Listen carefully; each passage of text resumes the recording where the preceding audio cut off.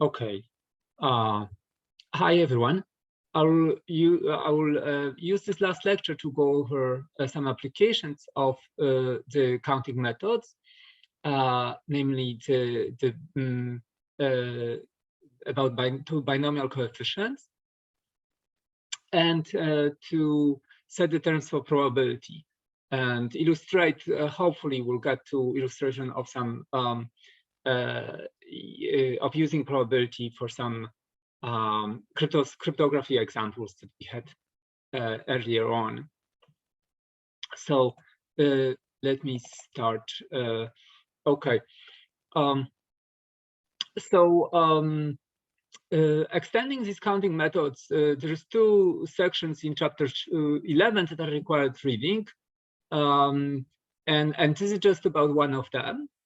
It's combinatorial identities that are a consequence of, it can be seen as a consequence of some combinatorial things that we were talking about in the past week and a half, and then we'll go to probability. So it's chapter 12. Okay. So look at these polynomial multiplications. X plus y times the square. So this is x squared plus 2xy plus y squared, right? If you cube a polynomial, you get these cubic expressions. Hold on, let me get a better pointer, right? So if you cross multiply the terms, you'll see that you can group them this way, because the x times 2xy will be x cubed y term, but also the same x cubed y term comes from this multiplication. So hence you will have 3 x squared y terms. And likewise, you will have 3 x y squared terms. If you do this more generally, these terms will repeat. So the question is, how many times do they repeat in general? So this is again the cubic expression. And how did we get this coefficient? Well, you can see it coming like this, that if you cross multiply these two, all the terms in here with all the terms in here with all the terms in here, then which of the products contribute to this term? Well, if you took x from this and x from this one and y from here, but also if you take x from here and y from here and x from here, and y from here, x here, right? So these choices of take which term I'm taking from each of these three clauses can be encoded as, okay, x from the first, y from the second, x from the first, y from the second, x from the third. These choices contribute to this term. And the reason that you have a 3 here is because there is 3 choose 2 ways to pick among these three factors, these three terms, these three expressions. 2 of them from which I'm going to choose x, and therefore the remaining one is the one I'm going to choose y from, right? Because there's three occurrences of this polynomial, and I want to, because the term has 2 x factors, I need to take 2 out of these 3 to be an x variable. The remaining y will be a y variable. So in general, if I multiply bigger and bigger the same polynomial n times, well, all my terms will have this form. It's some number of x's multiplied by some number of y's. The number of x's and the number of y's have to sum up to n, because if I have n of these polynomials multiply one by another. If I choose k of them to be x, then n minus k will be y, right? So for the case n over 3, each of these choices could be listed here. There's 2 to the right, there's 8 choices, 3 choices in total. And if I group them, there's a single x cubed term, there's a single y cubed term, and there's 3 of them, this one, and that one, which are x squared y, and 3 of them, this one and these 2, which are x y squared. But in general, the number of occurrences of this term is n choose k, because I will have n of these polynomials in total, and I choose k of them, from which I'm going to take the x term, and therefore the remaining n minus k will have a y term. So there's this many choices. Therefore, a multiplication of polynomials, like if I take a polynomial to a large, this polynomial x plus y to a large degree n, I can represent it by these atomic terms, xk times y to n minus k. And how many of them will have this many? And the total terms range from taking k0, in which case it's a y to the n term, to kn, in which case is the x to the n term, right? So for example, if I take fifth power, I have a summation from k0 to 5 choose k over these terms. Okay, and if I fully evaluate them, okay, then well, which terms I see? Okay, so for y square term, right, where k equals 0, I get a y to the 5th term. So this is 5 choose 0, which is 1, right? Because n choose 0 is 1. You're choosing an empty subset out of arbitrary set. So there's only one way to choose. This term, right, like here, would be 5 choose 1.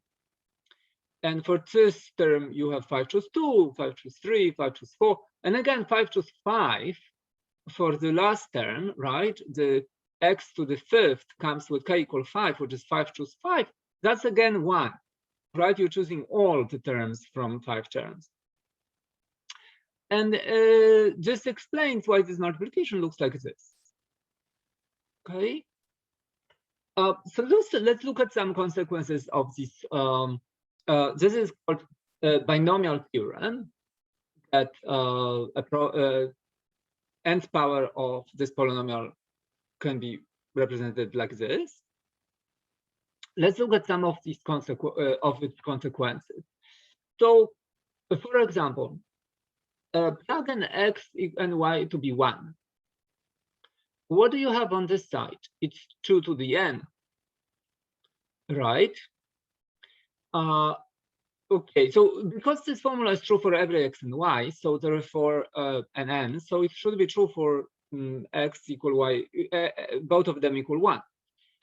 So in this case here, I will have 2 to the n, and here I will have a summation from k0 to n of the terms that look like n choose k, and these terms, but these are x and y are both 1. So this is some power of 1s. So this is basically always 1, right? So I get this formula. Now this is a formula that is worth remembering. And what is this? Well, actually, this formula makes perfect sense.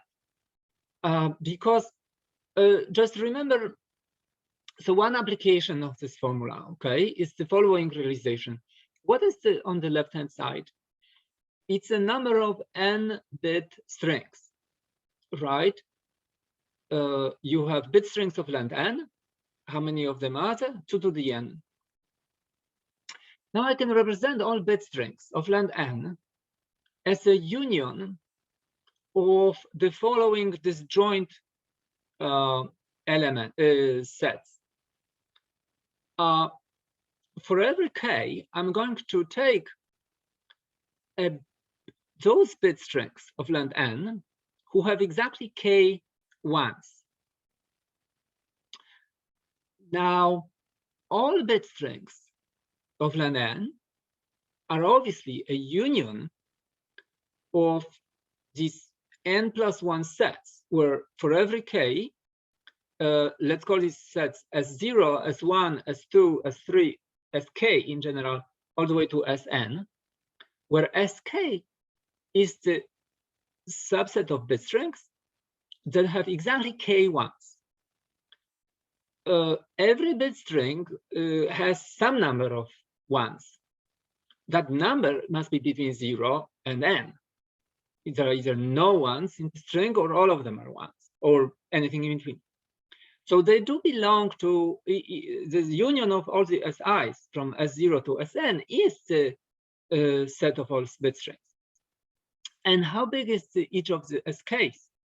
Well, how many bit strings are there whose length is n and exactly k of them are 1? It is the number of ways of choosing k positions out of n. It's the position where you're going to put ones, right? So the number of n long bit strings with exactly k ones is n choose k. That is the combinatorial explanation for why this formula has to hold, right? Because the number of all bit strings of length n is the sum of number of bit strings of length n who have 0 ones, 1, 1, 2 ones, 3 ones, etc., all the way to all of them are ones, right? So a very nice, I mean, this binomial theorem is, it has a, there is a combinatorial explanation for why this has to be true for all x, y.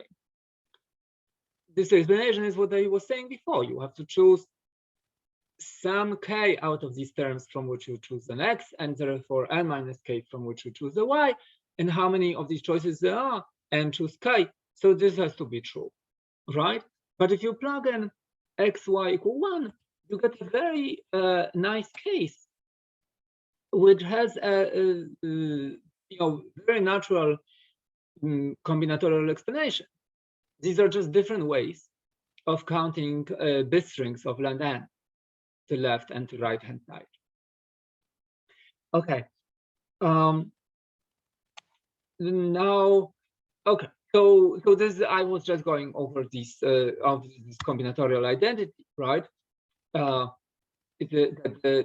number of bit strings of with exactly k ones is the number of k element subsets of the set of positions, and therefore that number is n choose k. Okay, let's plug x1 and y minus 1. What do you get on the left hand side? 1 minus 1 to the n. On the right hand side, you're getting this formula with x1 and y minus 1. Okay, so you get this. Because these ones, they do nothing, right? Like this is just always 1. This is always 0. And let's put minus 1 on this side. So it must be that the 0 is equal to the summation from k0 to n of n choose k terms with alternating signs. I'm going to first take where k is 0, I'm going to choose minus 1 to the nth, which will be 1 plus 1 if n is even, and minus 1 if n is odd. And every time k increases, I switch the sign, right? Because I multiply by 1 more minus 1. So if I started with 1, I will have minus 1 next, and then 1, and then minus 1. In other words, these terms will be with plus and minus signs alternating. And they have to sum up to 0. Well, that's another consequence of the binomial theorem, so it has to be true. if I place all those with a minus sign to the left hand side, right? So then from minus they become plus. The consequence of this is the following. No matter whether n is even or odd, on the one hand side, I will have all those terms where k is even, and on the other side, I will have all those terms where k is odd. And they have to be equal for n in n, right? So no matter what n you choose, like say n is 11, 11 choose 0, plus 11 choose 2, plus 11 choose 4, plus 11 choose 6, plus 11 choose 8, plus 11 choose 10 has to equal to 11 choose 1, plus 11 choose 3, plus 11 choose 5, plus 11 choose 7, plus 11 choose 9. Why is that? So I can interpret it very simply like this, using counting as a fact about counting bit strings. On the left-hand side, this is the cardinality of the union of the sets of all bit strings who have exactly k ones, but k is even, right? So I'm choosing k positions among n, and k can be anything as long as it's even. Okay, so this here, left-hand side, measures the number of bit strings of length n who have even number of ones, right? Because it's a summation for all the even case of the number of bit strings with length with exactly k ones. On the right-hand side, I will have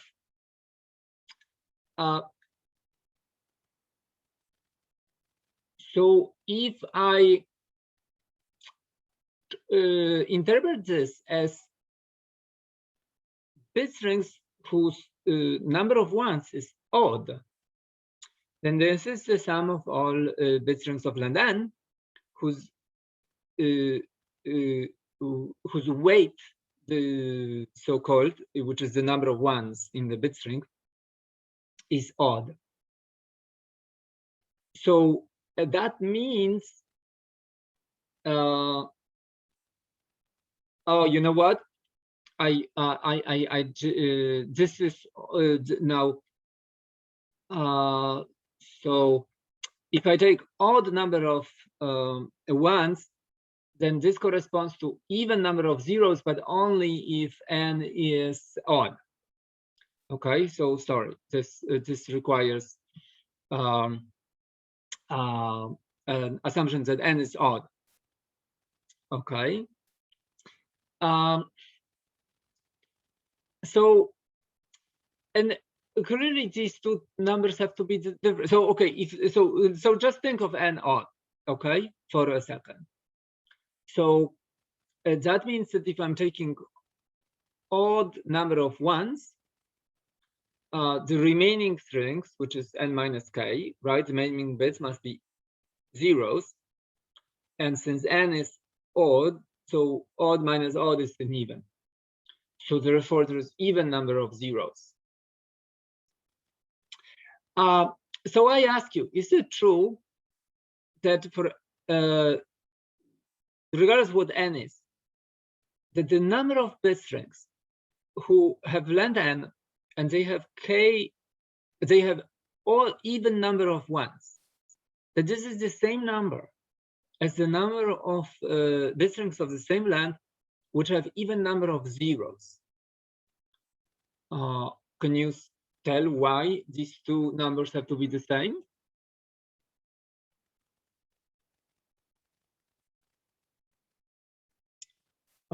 Sorry, I have to kill the phone call because it's gonna interrupt. Okay. Okay, so anyone. So why should the number of bit strings with even count of 1 be the same as the number of bit strings with an even count of 0? Is there a bijection between these two? Okay, so yeah, okay, right. Thank you. Exactly. Right, because there is a bijection between the two. You take a bit string and you just flip 1s to 0 and 0 to 1. And if it had even ones, then the result will have even number of zeros. So there is a bijection. So these two sets better have the same cardinality. And thank you for providing the answer. Okay. Okay, sorry. So actually I pressed the key. I forgot that I had this explanation here. Right. And here is an example for an odd integer. For an even n, I can have another explanation. The results are very natural, but okay, slightly different. So it also has to be true, right? Because this holds regardless of n. Okay, but for an odd n, I have a sweet interpretation like this, right? And so maybe this is an exercise for you. Like if n is even, then what explains this? What's the natural explanation for why these two sides have to equal? Okay. Okay. So like two facts that are sort of combining stuff from combinatorics that I think are generally nice. But let's move to probabilities. So it's in chapter 10 we look at ways to count some events within some space, choices of something within some specified constraints. One application of this is to be able to compute probabilities of events in some system that have some constraints. Okay, like let's say I choose a random bit string and I want to say, okay, with what probability the bit string has 100 digits, with what probability the number of ones will be above 80? Okay, because I can count what's the size of the subspace that have this constraint. Perhaps this translates in a very natural way into being able to tell probabilities of different events. Okay, so let's talk a little bit about this. You will have applications in probability and computer science all over the place. Okay, so I will skip this. The basic terms in probability are like this. First of all, there is a notion of an experiment, of a probabilistic experiment. So there is some process, like in my example, choosing a 100-bit string, that is takes one result of a set of possible outcomes, right? In this case, an assignment of a particular 100-bit string out of all 100-bit strings. The set of possible outcomes is called a sample space, because and each of the an individual result is called a sample, because it's as if we were taking a sample out of a set, and the kind of sample spaces that are natural given the examples of counting that we did, like for example, when you're dealing cards, a sample space would be 5 card hands from a standard deck, right? And when somebody is given a hand, when the cards are dealt, this 5 card hand can be seen as a sample from the sample space of all possible five-card hands, or a roll of 2 die or dice of different colors, or let's say I flip a third coin 3 times. Okay, so that's a sample of an experiment, or a random choice of a bit string, or a random choice of a prime in a crypto system.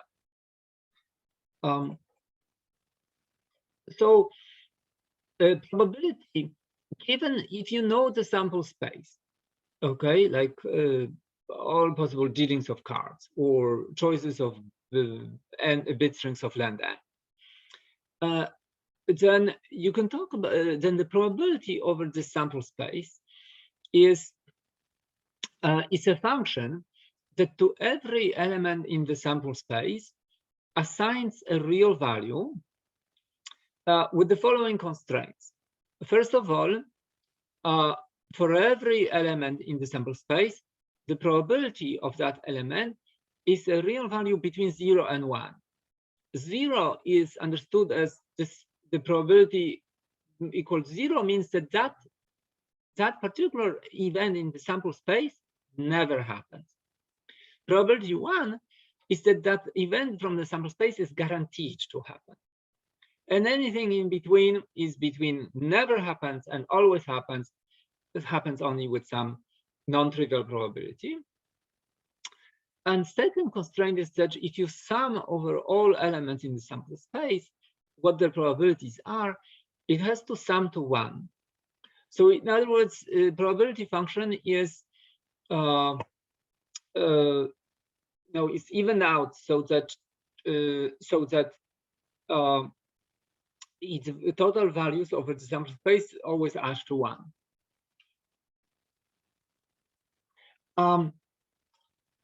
The in-between probabilities between the never 0 and always 1 have a natural interpretation.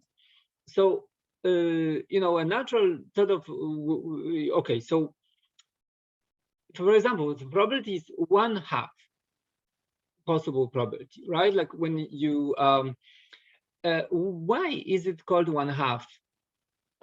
Because it basically stands for occurs once out of 2 times. It's 1 in 2. In other words, it's 50-50 that it happens and it does not happen. And that's the kind of if I have some probabilistic experiment where some event happens on average once out of every 2, then that type of probability is called 1/2. Okay. So a natural example, a coin toss. If let's say you have a third coin, it has probability of tails 0 or heads 1 are both 1/2 each, right? These probabilities satisfy this requirement. There are between 0 and 1 each one, and they sum to a 1 because there is only 2 elements in sample space, and both of them the function assigns 1/2 probability to each.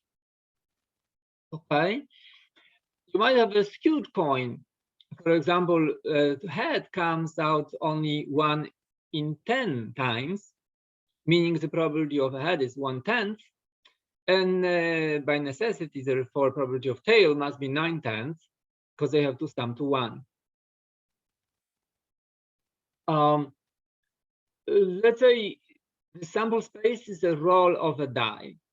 So the sample space is 6 possibilities of the die coming up, right?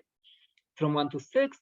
For a third die, each face has the same probability. And because there is 6 of them and they sum to 1, so each of them must be 1/6. In other words, each of the faces comes roughly in probability 1 out of 6 times, right? Which agrees with your intuition. But the skewed die, for example, a 6 comes twice more often. Let's say that's the nature of the skew. So that the for this to be true, the probability has to be set up this way, right? Because only then P6 is twice bigger than the remaining probabilities, and they all sum to 1, right?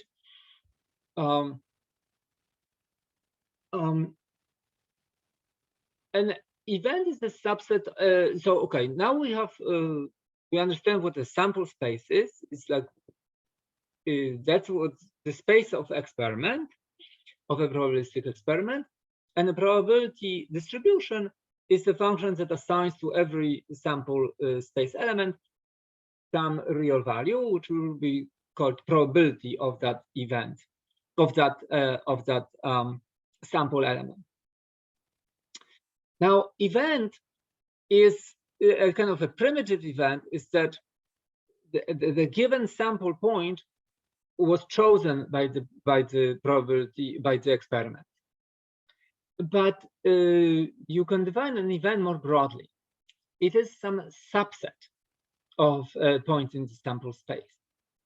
So, for example, let's say that the experiment is dealing a 5-card hand to a player from a deck. Okay, and you know what the sample space is. You know, it's 52 choose 5 possibilities of hands of a 5-card hands in a deck of 52 cards. And if they're shuffled perfectly, then the probability for each hand is 1 out of 52 choose 5, right? Because each hand is equally probable.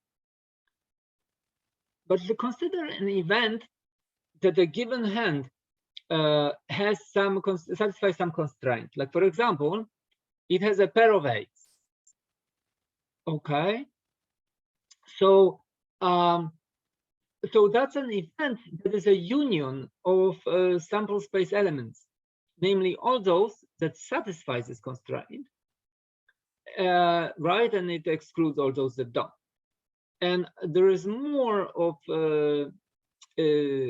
hands than just one that satisfies this constraint, right? So, for example, first of all, you choose the 2 cards, the suits of the 2 cards that make of these 2 8s, which is 4 choose 2, and then you choose all the remaining cards, which is 52 minus 4, because there is no 8 now. So 48 choose 3, right? For the other for the remaining 3 cards. So it's a set that has way more than a single sample in it. Well, let's take an experiment that is a roll of 2 die. One is blue, one is red, and they're both standard dice, right? So they have 6 faces.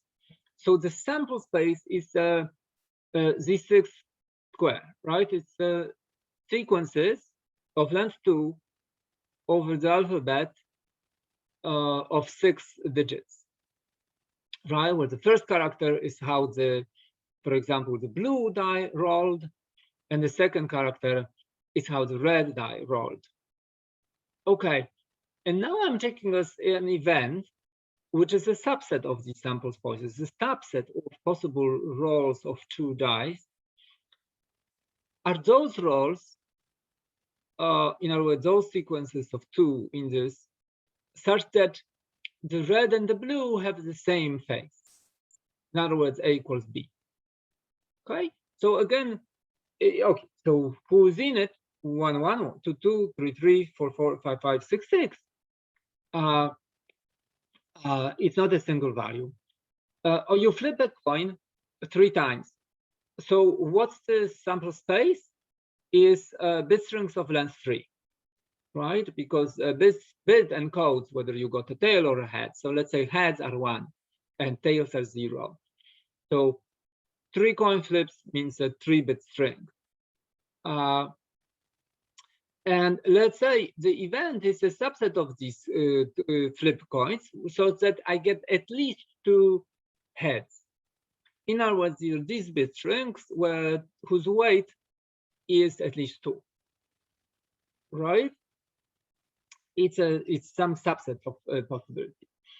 Now, a probability that an event happens, like any of these I was talking about on the previous slide, is the sum of the probabilities of sample points over those sample points which are inside the event. So, for example, take the single roll of a fair die. The sample space is that the face comes up 1, 2, 3, 4, 5, 6. It's a fair die, so each of the probabilities of each of these outcomes is 1/6. And let's say that the event is that I get an even outcome. What's in the event? The event is a subset made of 2, 4, and 6. And the probability that the event happens using this formula is the summation over all the x's in the event, which is 2, 4, and 6, probabilities over this x. Now, so that means this probability, but since each of them is 1/6, and I take 3 of them, so the total is 3/6, which is 1/2. So that makes sense, right? If you take I can basically emulate a fair coin toss with a fair die. I say I don't have a coin, but I can emulate a coin. I throw a die and I say even face means a tail and or a head, and an odd face means a tail, right?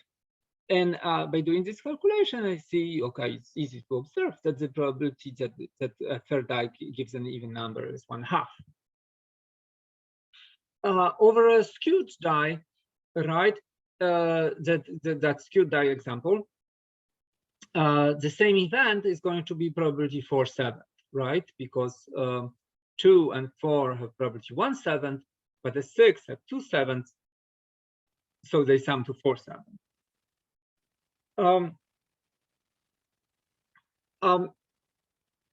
A very common application of probability is that there is a sample space, and the probabilistic experiment assigns takes a sample from the sample space with a uniform distribution, meaning every element in the sample space has the same probability. Therefore, that's called uniform distribution.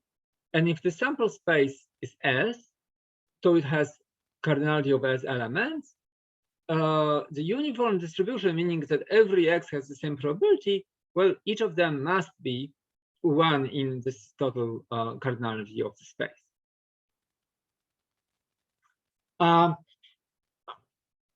One thing that is nice about uniform distribution is that if you want to measure what's the probability that some event happens over a uniform distribution, well, in general, probability of event is this sum over x's that belong to the event, probability of those x's.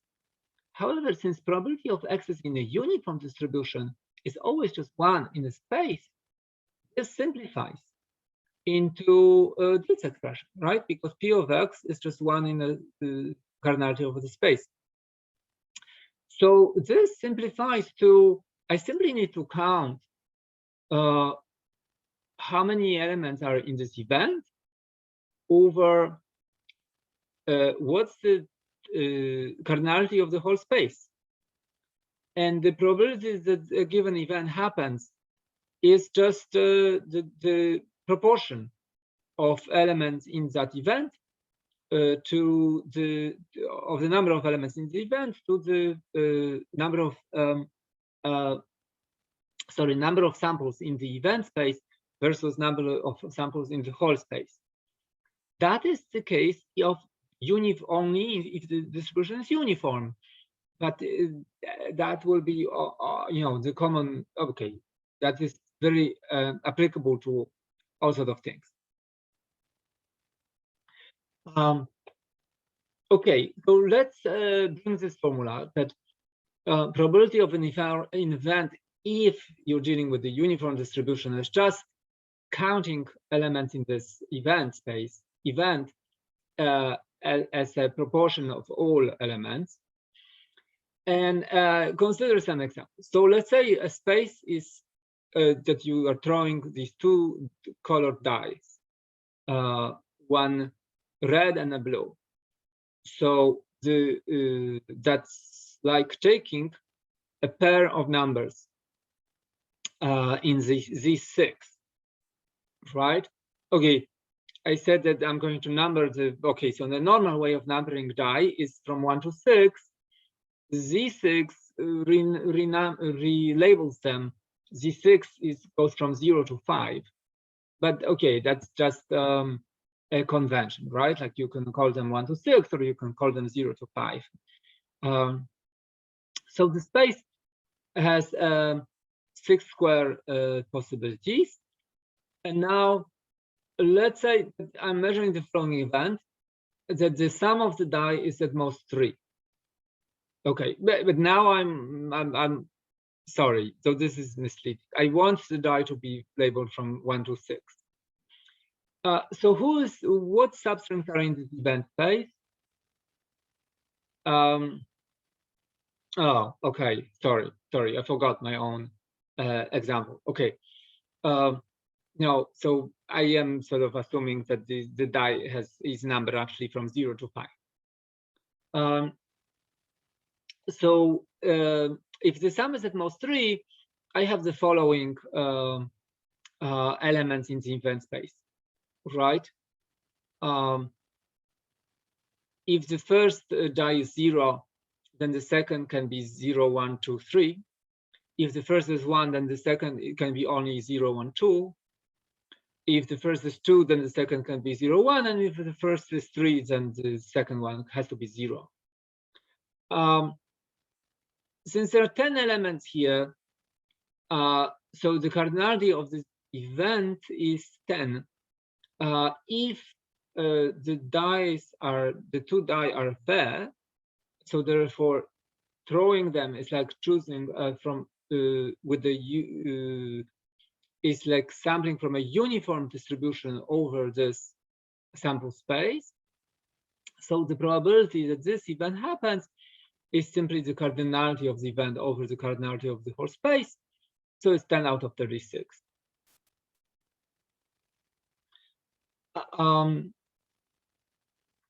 Let's consider this event, that a red die is higher than the blue one. Okay. Which of these, so how big is this cardinality? Okay, so let's reduce the space to those that have different numbers. Okay, so that's 36 minus 6, so 30.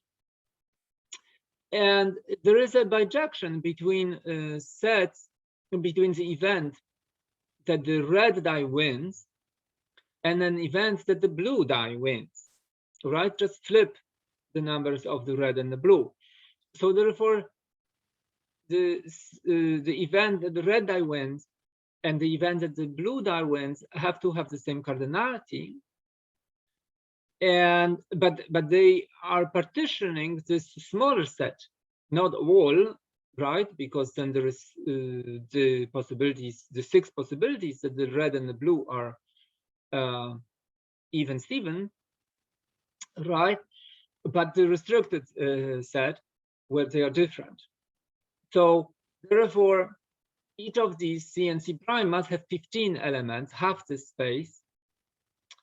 And so the probability of, in this case, C is 15 over 36.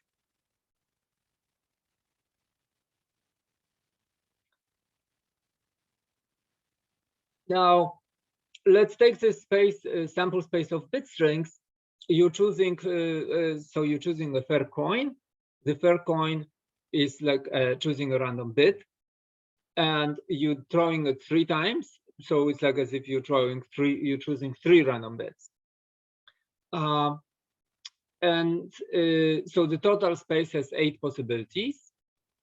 And what's the probability of the following event? The first and last flip are both heads. Okay, so here are these two. There's only two ways to do that: head, tail, head, or head, head, head.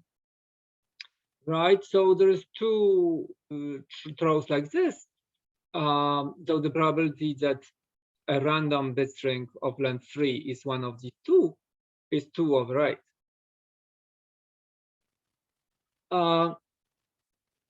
Let's say that you change it to at least one flip comes head. How would you compute this? Okay, well, fast way is by the complement, counting by complement. At least one comes out head. It's all of them except for the one that is tail, tail, tail. Okay, so the complement has 7 elements, therefore, and the probability is 7/8. Or let's say you have a perfectly shuffled deck, and so you the combinations of 5 card hands is 52 to 5. What is the probability of getting a full house? So a triple and a pair. Okay, but like in a practice test, that was we said, okay, I want like a pair of 9s and a triple of 10s. Here, any full house. So, okay, so I have to choose how many. So how many hands are full houses? Well, there is. I have to choose 2 figures, 2 ranks. The rank for a triple and a rank for a pair. It is an ordered selection because selecting the one for the triple and selecting one for the pair are not equivalent. So it's an ordered way of choosing 2 elements from a set of 13 ranks. And once the choice of ranks is made, then you're choosing the suits of the for the triple, which is 4 choose 3, and a choose for the and suits for the pair, which is 4 choose 2. Okay, so that's the number of full house of hands which are full houses. And if you want to compute the probability, then just divide the cardinality of these full house hands over all possible hands.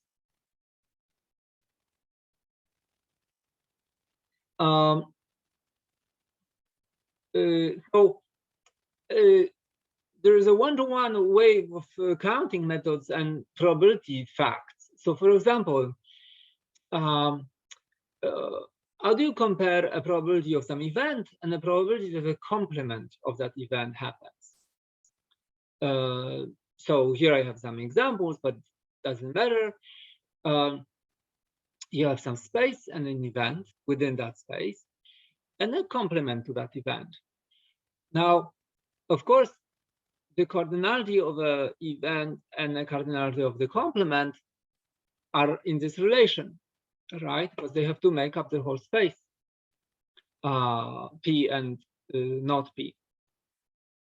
So now, if I have a uniform distribution, okay, then the probability that event P happens is P divided by cardinality of the space. And now, using this this fact that the cardinality of a set must be related like so to the cardinality of its complement, I can do this substitution. And here is just algebra, right? And this is a 1. And this division is the probability of the complement event, right? So this combinatorial fact implies the following probabilistic fact about probability.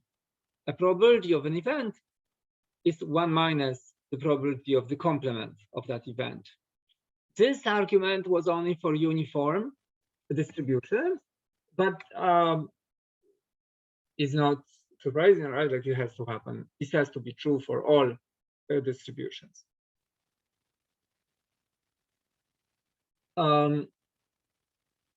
Okay, let's add some further examples. So I'm taking a 7-bit string and a random one. What's the probability that it's a palindrome? Okay. How many strings are palindrome among seven digit strings, right?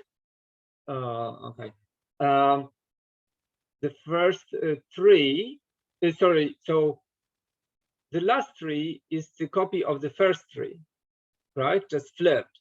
And the middle element is, sorry, this one is arbitrary, right? So I'm choosing 4 bits at will, and the remaining 3 are copies of the first 3. So there is 2 to the 4 palindromes. And so the probability of choosing a palindrome, that a random 7-bit string is a palindrome, is 2 to the 4th, the cardinality of palindromes, over 2 to the 7th, the cardinality of all 7-bit strings.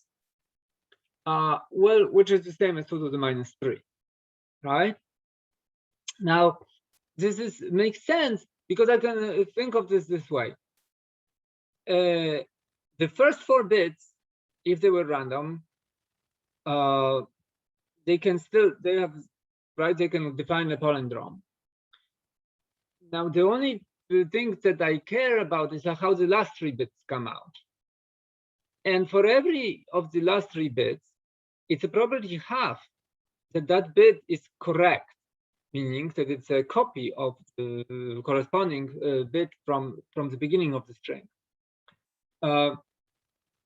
So if it's 1/2 that the probability that the first one is correct, and now times 1/2 the probability is the next one times 1/2. But actually, why are we multiplying?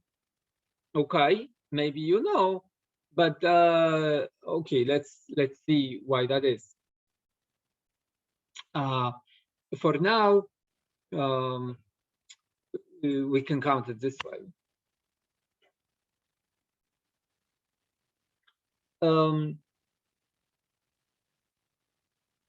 So let's say I take a random string over alphabet of 4 letters. And I take a random string. Let's say somebody generates a random password for me from this restricted alphabet of length 10. What's the probability there is a run of consecutive characters? So, so that there is a substring AA or BB or CC or DD in the string.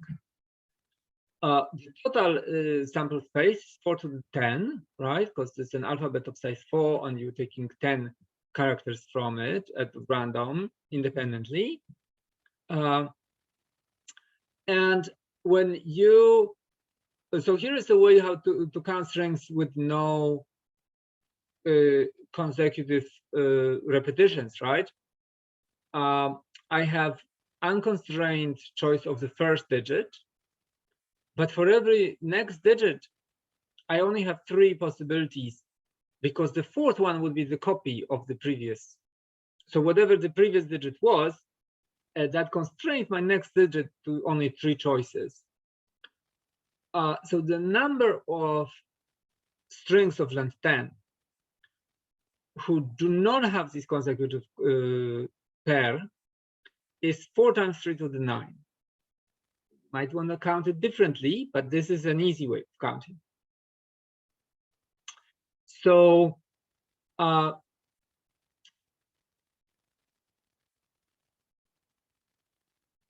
so now, what's the probability that it does have a run?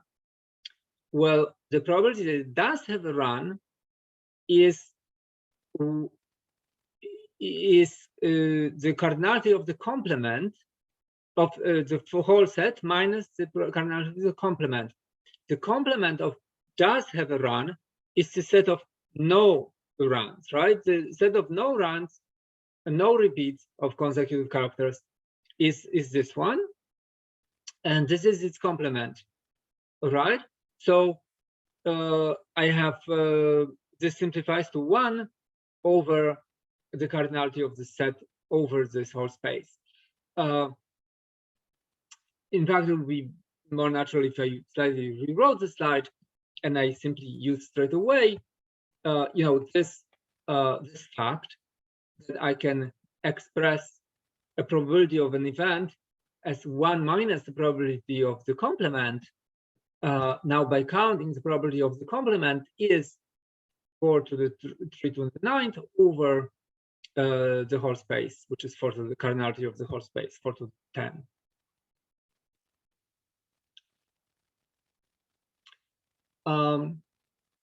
Here is a very useful general concept. When are two events in the probability space independent? So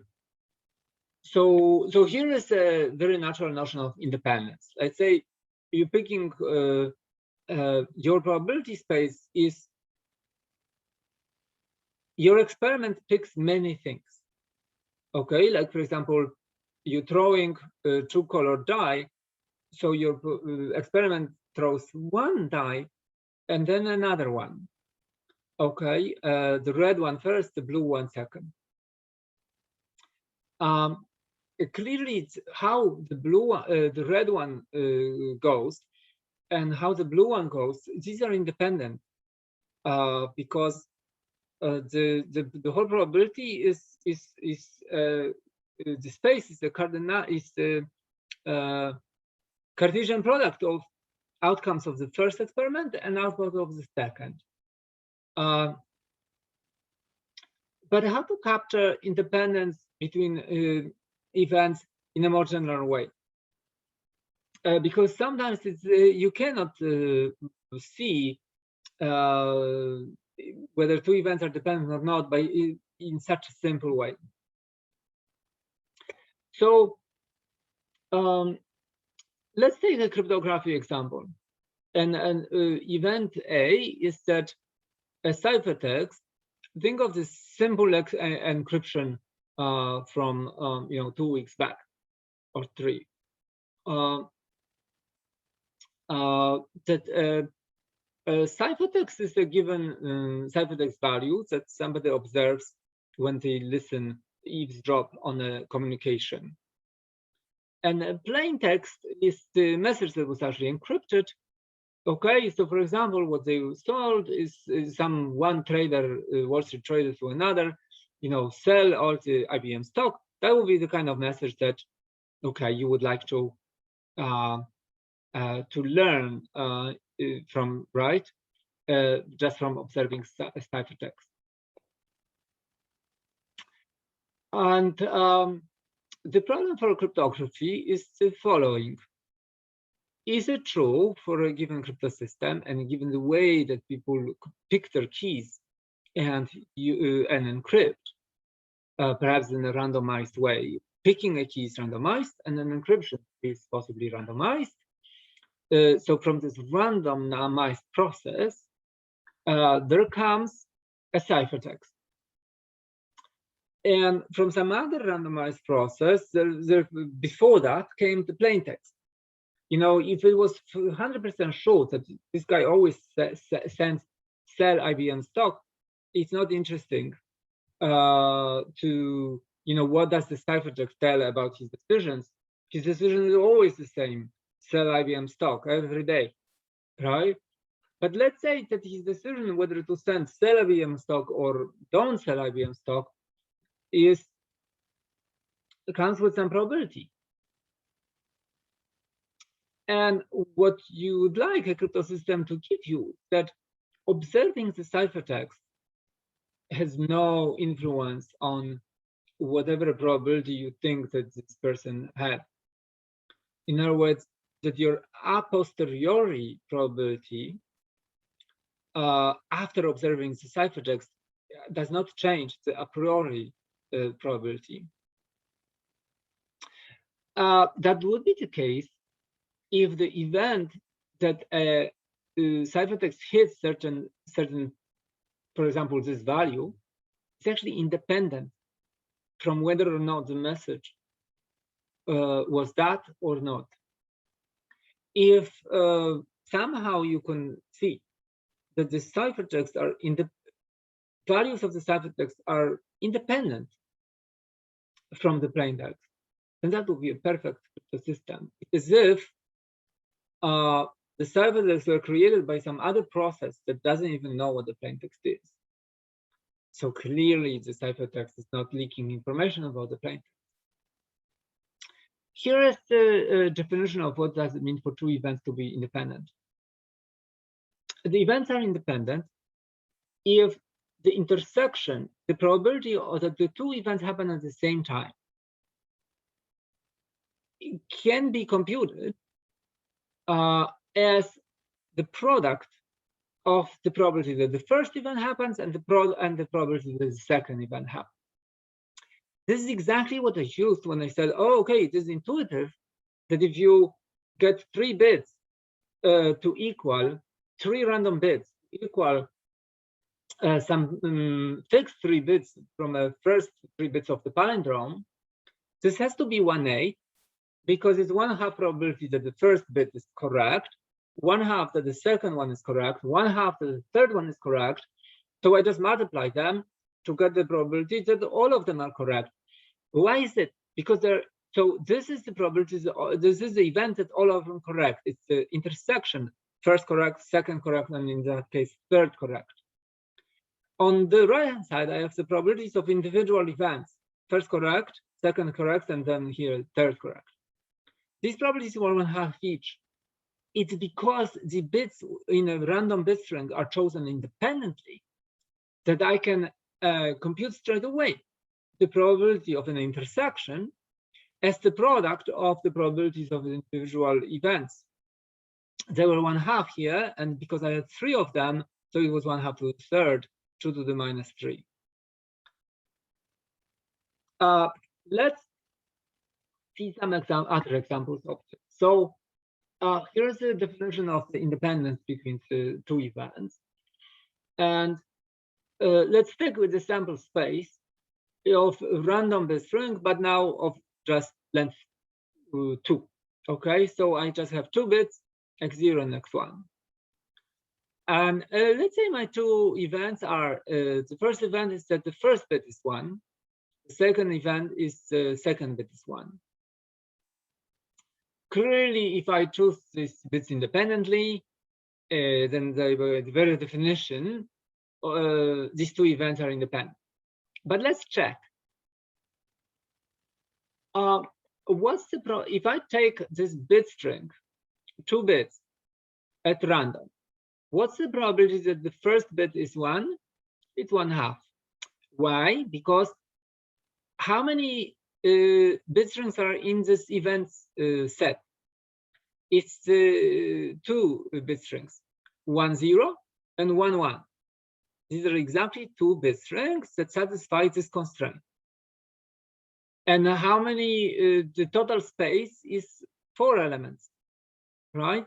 So therefore, 2 probability of cardinality of A over 4, the cardinality of the whole space, is 1/2. The same for B, right? Because there is exactly 2 of these bit strings that satisfy this constraint. These bit strings are 0 1 and 1 1. Yes, because this is the constraint. So again, there's 2 of such over the whole space, which is 4. So it's 2 over 4, so it's 1/2. Now, what's the intersection between these 2 events? It's the first bit has to be 1 and the second bit has to be 1. So the bit string is fixed. There is only 1 bit string that satisfies this intersection. It's the string 1 1. So the probability that you get, if you pick 2 random bits, that you get that string is 1/4. And the equality does hold.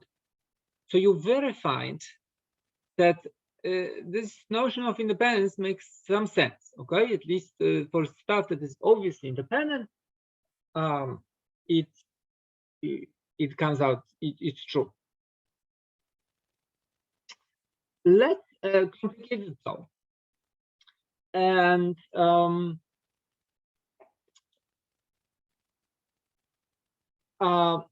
these 2 bit strings are again chosen at random. And the first event is that the first bit is 1, but I'm going to change the second event. that the XOR between these two bits is 1. Now, it's no longer the case that these two events are independent in the sense that I can divide the sample space into two independent choices and represent the full space as a byproduct of these two choices, because you know, whether or not this event happens depends on bit x0, and whether or not this event happens depends on bit x0. So this bit x0 decides both this event and this event. That was not the case here. They were decided by two different bits. And if these bits are chosen independently, as they were, then, well, it's natural that these two events are independent. These two events less so, but because they are functions of the same bit x0. However, okay, so I will still argue that these two events are actually independent. The probability of the first event we already computed, 1/2. There's 2 bit strings that satisfy this constraint. There is 4 bit strings in total. The space is we assume independent uniform distribution, so 2/4 is 1/2.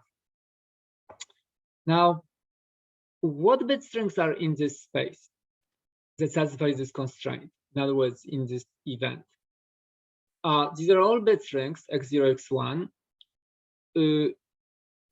That if I XOR the 2 bits, I get a 1. So therefore, there are 2 of these bit strings, 0, 1, and 1, 0.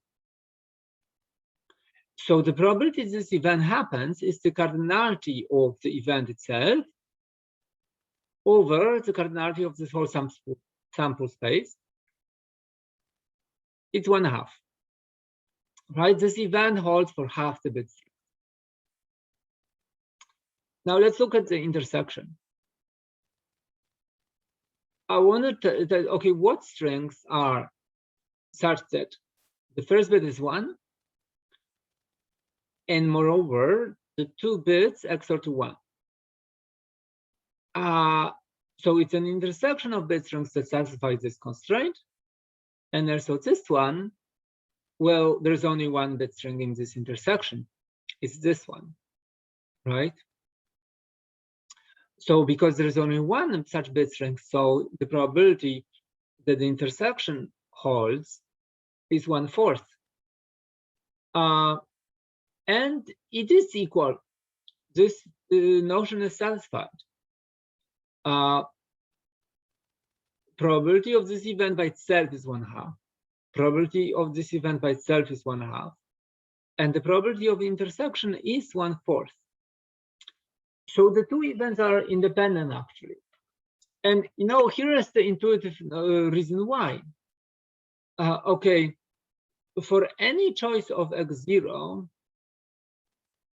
the probability that this happens, this event happens only if x1 happens to be the complement of x0, right?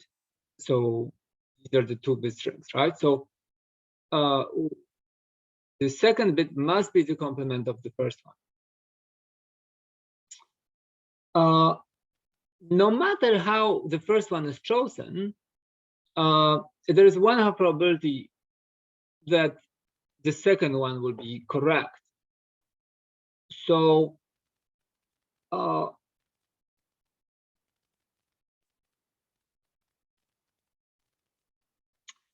so they are independent in the following way.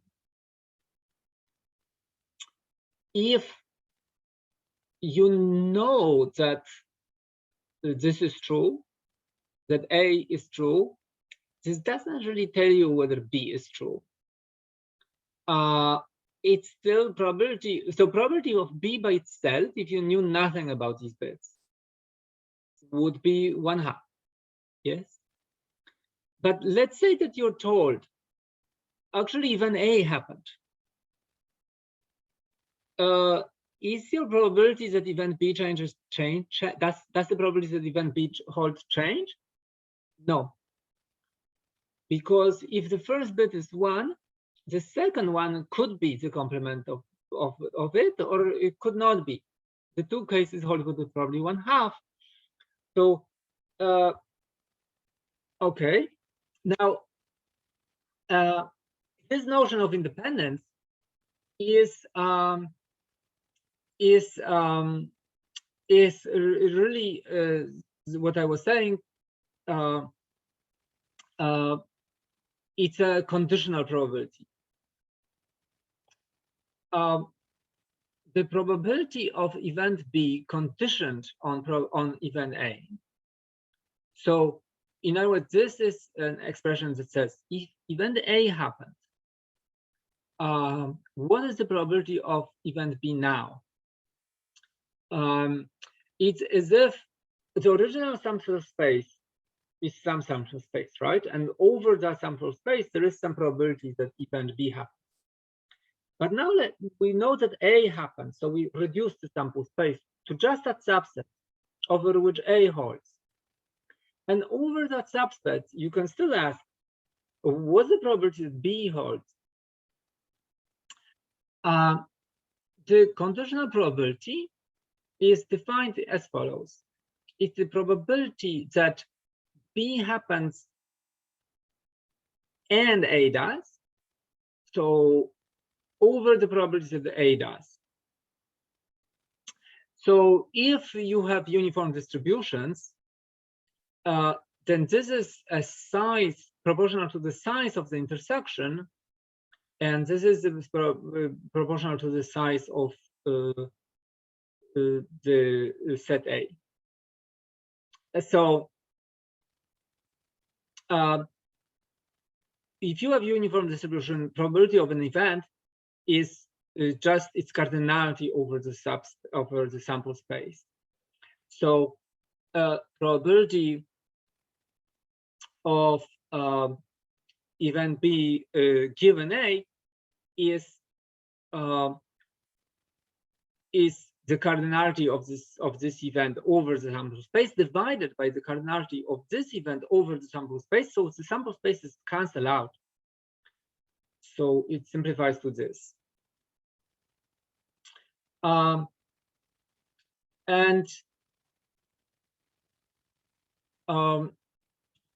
don't know. No, I think I don't have this. So the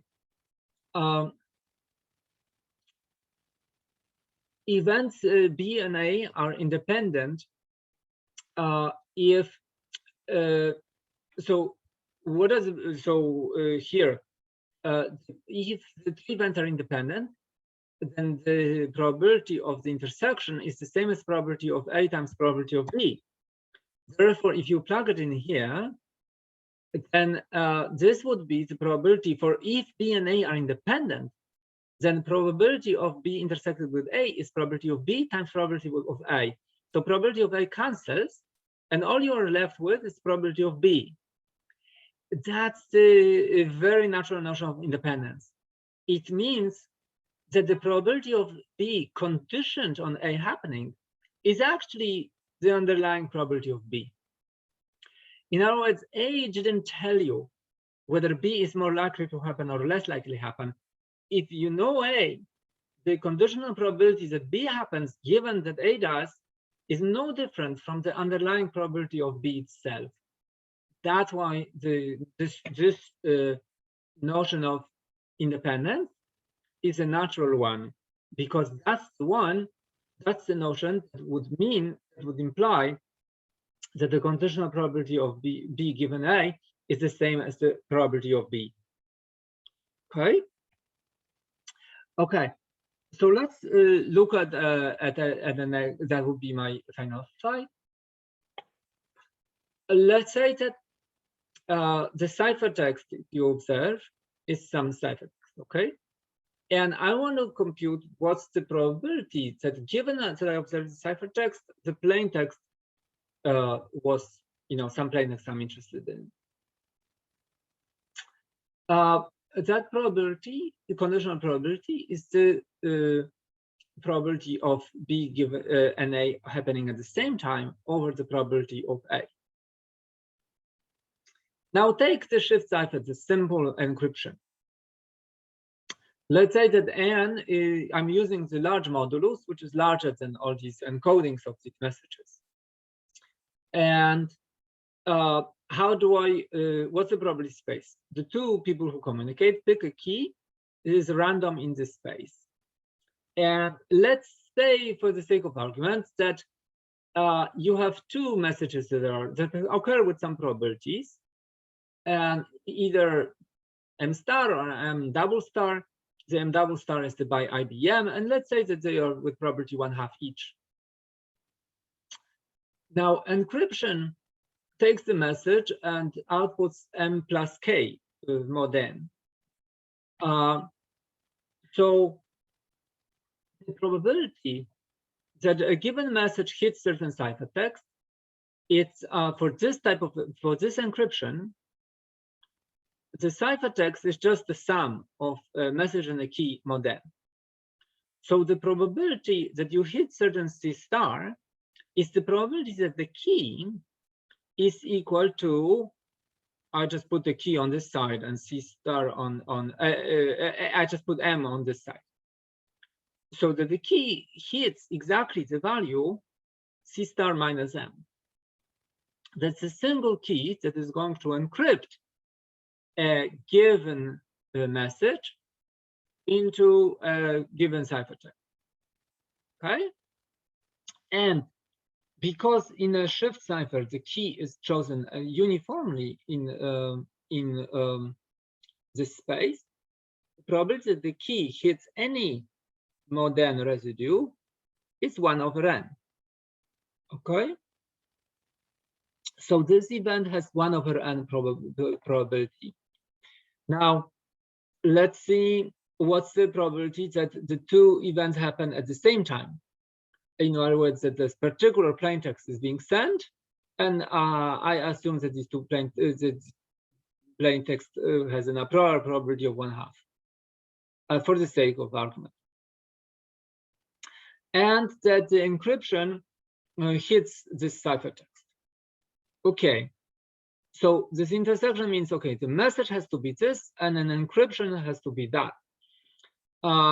Now I can rewrite this again, knowing that my encryption scheme, that the key hits this particular cipher value, and because the key in encryption is chosen independently of the message, right? You choose the key first randomly, and then whatever message comes, you encrypt it. So these two events are independent. So I will, because of this independence, I can rewrite this as, okay, probability that that a message hits some value I'm concerned with, times the probability that the key satisfies this relation. Now this probability is 1/n, the probability is 1/2, so it's 1/2n, and the conditional probability therefore is 1/2n divided by 1/n, so it's 1/2. And the conditional probability of whether or not this message of the event that this message came out this way for the sender, given an observed ciphertext, is still 1/2. Therefore, this encryption had the beautiful property that observing a ciphertext gives me no information about the plaintext. This computation of what the conditional probability is given the ciphertext would give me the same underlying probability if I change this. Like if I said that this particular message had a probability, 1 in m, right here I'll still get 1 in the same m. Okay, this was independent of, this is just for that I set it to be 1/2, and I got 1/2 here. that was just for simplicity of the slide, right? And that notion of an encryption in which ciphertext carries no information about the plaintext, because this conditional probability is equal to the a priori probability of over the message space, is called perfect encryption. And if you take a crypto class 10, then that would be a first week kind of thing, and we'll build on that, because the sad thing about perfect secrecy is that you can only encrypt messages. There is no perfect encryption whose keys can be shorter than the message you encrypt. So here I have to assume that my message lives is smaller than some modulo n, and my key was a random number of the same size as modulus n. That means that if I want to, encrypt 1,000 bytes, I have to pick a key that has 1,000 bytes. And if I want to encrypt 100,000 bytes, I have to have a key that has 100,000 bytes. It's not scalable. I have to be able to encrypt with short messages, and that's basically the rest of crypto starts from there. Okay. Sorry, I went on a little longer. I will. I thank everybody who was attending the class remotely. I will disconnect the recording.